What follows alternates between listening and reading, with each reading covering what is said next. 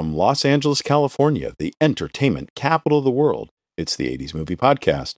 I'm your host, Edward Havens. Thank you for listening today.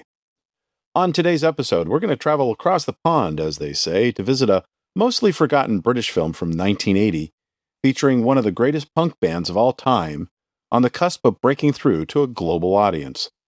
The band is The Clash, and the movie is Rude Boy. At first, we must start with the lead actor in the movie, Ray Gange.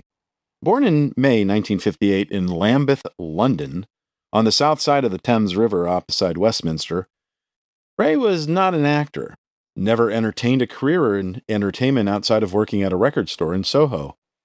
He genuinely became friends with Joe Strummer after they met at a pub in Putney around the time Strummer was living near Regent's Park in 1977, and Gange was simply part of the social orbit around the band, hanging out at their gigs, their choice of pubs, and at Strummer's place.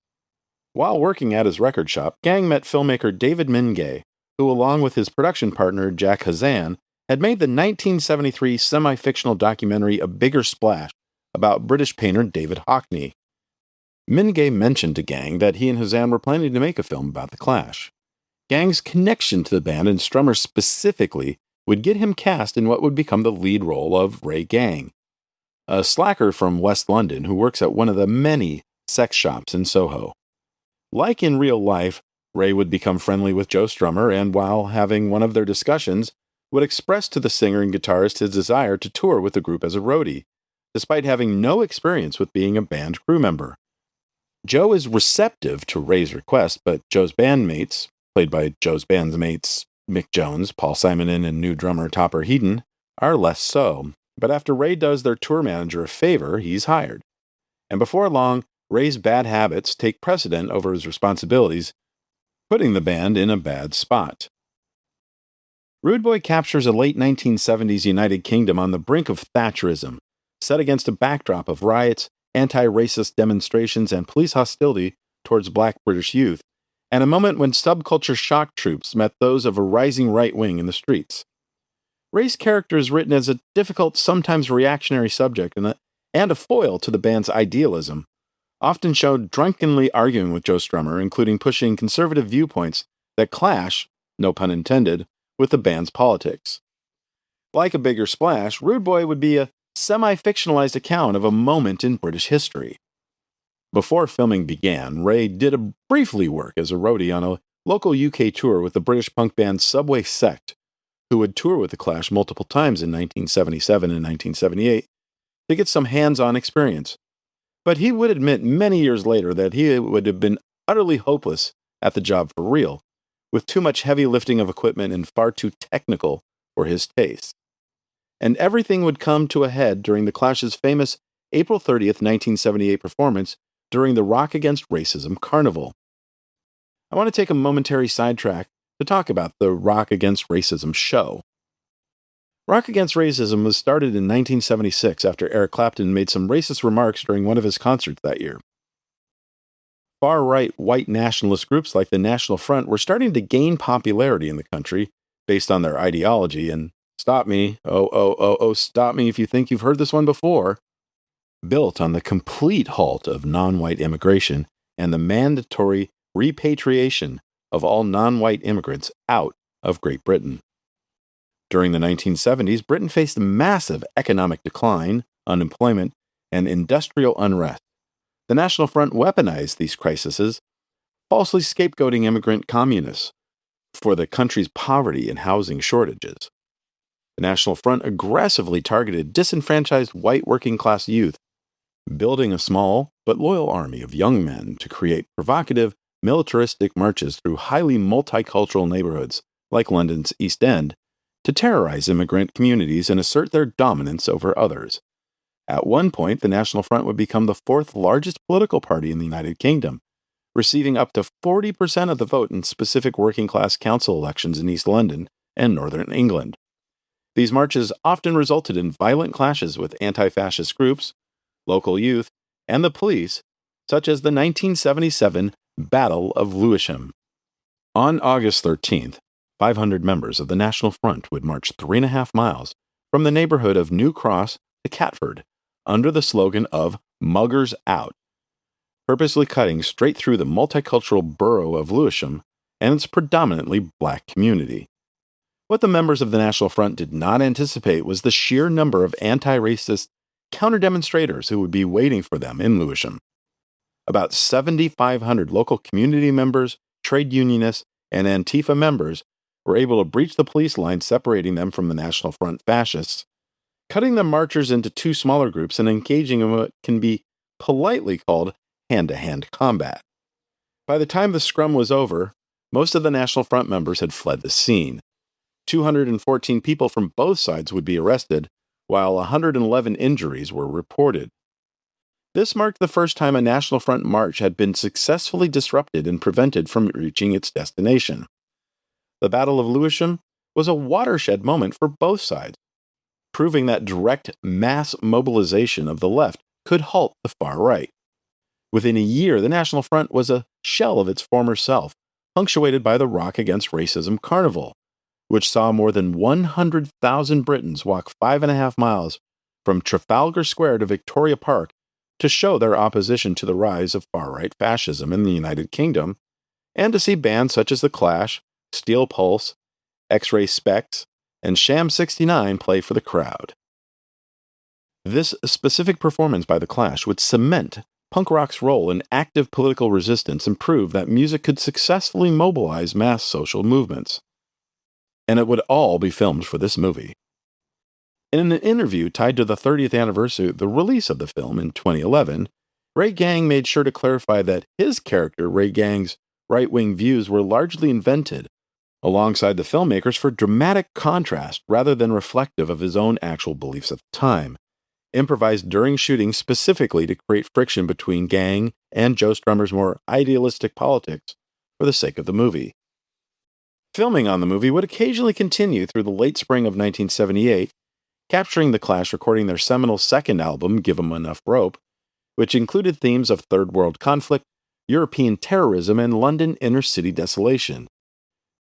And filming would continue into early 1979. Sometime in the late fall of '79, directors Hazan and Mingay showed a rough cut of the film to the band, and to say that Joe and the boys were disappointed would be an understatement. A number of years after the film was released, an interviewer would ask Joe Strummer about his reaction to the film. Joe's main objection wasn't really about Ray Gange or the fictional framing, but was rooted in a specific political stance he felt the film took. He said the film's portrayal of black people bothered him and the rest of the band. He said they were shown, quote, dipping into pockets and then being done for something, and that was their only role in the film, unquote. Joe connected this directly to the real-world racist rhetoric of the time, saying, quote, who wants to propagate that? That's what the right wing used. All blacks are muggers, which is a load of rubbish, unquote. This would be a serious concern for the Clash specifically, having spent that era aligning themselves publicly with anti-racist politics, and having the film's editing seemingly reinforce a racist stereotype cut against everything he and the band had stood for. Strummer would also tell the interviewer that the band's reaction was final and total. Quote, after that rough showing, I've never seen it since, and nor have any of the Clash, unquote. But there would be some added context for why the band pulled back so hard right around the film's release. According to Marcus Gray's Clash biography, The Last Gang in Town, Joe Strummer received several death threats from Ulster Loyalists, a group of right-wing Northern Ireland working-class Protestants defined by an intense allegiance to the British Crown, right before Rude Boy would be released in the UK theaters, making the film's flirtation with, quote, terrorist chic imagery, unquote, like Strummer wearing an Italian Red Brigade's t-shirt, suddenly feel like a liability rather than a punk affectation. That real-world pressure likely reinforced the band's motivation to distance themselves from the film altogether, on top of the editorial objections Strummer voiced earlier about the treatment of race. After having its world premiere at the 1980 Berlin Film Festival, where it would receive a Golden Bear nomination for Best Picture, Rude Boy would have its UK premiere at the 631-seat Prince Charles Cinema in Leicester Square on March 13, 1980, but faced a number of hurdles that would keep it out of mainstream theaters. The British Board of Film Censors slapped Rude Boy with an X certificate, prohibiting anyone under 18 from viewing it, even with an adult accompanying them, which legally blocked a massive portion of the teenage punk subculture, the film's primary target demographic, from buying tickets. UK film critics largely denounced the movie's weak narrative structure and unsympathetic protagonist, which further stifled mainstream ticket sales. And then there was the Clash themselves. Not only would the band publicly and quite vocally disown the film, they would have custom badges that said, "I don't want Rude Boy Clash film" made up, which they would sell at their merchandise tables when they toured the United States in March of 1980 and in the United Kingdom and Europe in May 1980 during their 16 Tons tour in support of their seminal triple album, London Calling. Although the first week of ticket sales would bring in about 25,000 American dollars, audiences would disappear quickly, and Rude Boy would be pulled from the Prince Charles Cinema after only 3 weeks. It would continue to get sporadic screenings at specialized art house theaters throughout the rest of the country, but it would not even become what we would call a cult film during its time in cinemas. 4 months after the start of its brief home run, upstart American distributor Atlantic Releasing would book Rude Boy, trimmed down from its 132-minute running time in the UK to 120 minutes for American audiences, into 3 theaters in the greater New York metropolitan region, including the 8th Street Cinema in Greenwich Village. Regular listeners of this podcast would recognize the name of that theater, having premiered a number of 1980 independent movies that we've previously covered on this show. Janet Maslin, the number 2 film critic at the New York Times in 1980, would, like many critics in the UK, note the film was as mixed up as a movie could be, heaping vast praise on the concert footage, anointing the Clash as the closest thing rock music had then to the early Rolling Stones, while dumping much derision on the non-concert footage. And despite opening against such films as Dressed to Kill and Caddyshack, Rude Boy would set an opening week house record at the 8th Street Playhouse, selling $35,000 worth of tickets in its opening weekend. But much like the reception in London, Rude Boy would disappear from screens in the Big Apple after only 4 weeks. Atlantic would also book the film in Atlanta, Boston, Miami, Philadelphia, and San Francisco during August and September, but it wouldn't even make it to Los Angeles until October 17th, where it would only play twice nightly at the 400-seat Tiffany Theater on the Sunset Strip for 2 weeks. In my second hometown of Santa Cruz, the film would open at the Nickelodeon Theater as the A title of a double feature alongside a 1968 Shelley Winters Richard Pryor movie called Wild in the Streets.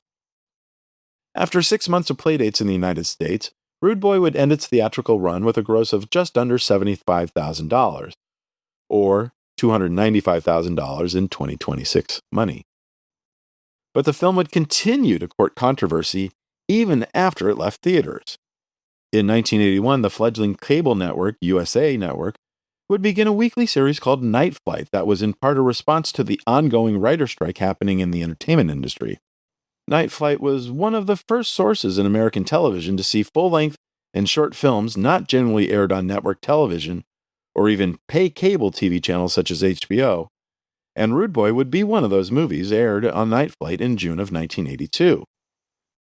Except the film would air unedited on the show, including a scene where Ray gets orally serviced by a punk girl in a bathroom stall. The scene itself only lasts about 30 seconds and does not feature any graphic sex, but basic cable had never seen anything that sexually explicit in 1982. As most of the show usually focused on music videos or avant-garde art, the sudden transition to a raw, graphic bathroom encounter completely blindsided the USA Network executives and viewers alike. The broadcast directly triggered a flood of angry letters and phone calls from shocked viewers to the USA Network offices, and forced the network to permanently hire a broadcast standards executive specifically to preview Night Flight's weekend content going forward. The movie would get a VHS release in the United States through the CBS video label in 1982, but because the home video market was still relatively new and tapes were priced around $80 to $100 for the rental markets, the tape would become highly sought-after staples in the burgeoning tape trading networks of the early 1980s. Even the film's co-director, Jack Hazan, was bootlegging his own movie for friends and family who wanted to see it due to the film's scarcity on video in the UK. Rude Boy has since been released on DVD in 2003 and on Blu-ray in 2015. The film went through a full 4K picture grading and audio restoration in 2021, and that first played theatrically at the Metrograph Theater in New York City on April 1st, 2022. There is a new, limited to 2,000 copies, region-free 2-disc UHD 4K Blu-ray coming out later this year from Screenbound Pictures that will include a mini double-sided poster, new interviews and commentaries from the filmmakers, 2 bonus live tracks that never made it into the final cut, plus other deleted scenes, a reproduction of a promotional fanzine from 1980, and other goodies. Now, longtime listeners of the show know that despite my having been a film critic for nearly 15 years, I very rarely do any kind of review for the films I cover. This is a history podcast first and foremost, but I did watch the film while preparing this episode, and I will simply say that I agree with the critical consensus of the time. The live footage of the Clash in concert and in the studio recording their songs is absolutely electrifying, while the rest of the storyline itself is rather a snooze. I will also say that after seeing Joe Strummer in Rude Boy, and in other films like Alec Cox's Straight to Hell, I wish we would have had more films featuring Strummer. He had so much charm and charisma that most actors would kill to have. In late July of 2026, one can stream Rude Boy for free from a number of streaming platforms, including Hoopla, Canopy, Pluto TV, Plex, and Tubi, or on subscription services like the Criterion Channel, the Kino Film Collection, Metrograph, and, of course, Night Flight Plus. Thank you for joining us. We'll talk again soon. Remember to visit this episode's page on our website, the 80s Movie Podcast, for extra materials about Rude Boy. The 80s Movie Podcast has been researched, written, narrated, and edited by Edward Havens for idiosyncratic entertainment. Thank you again. Good night.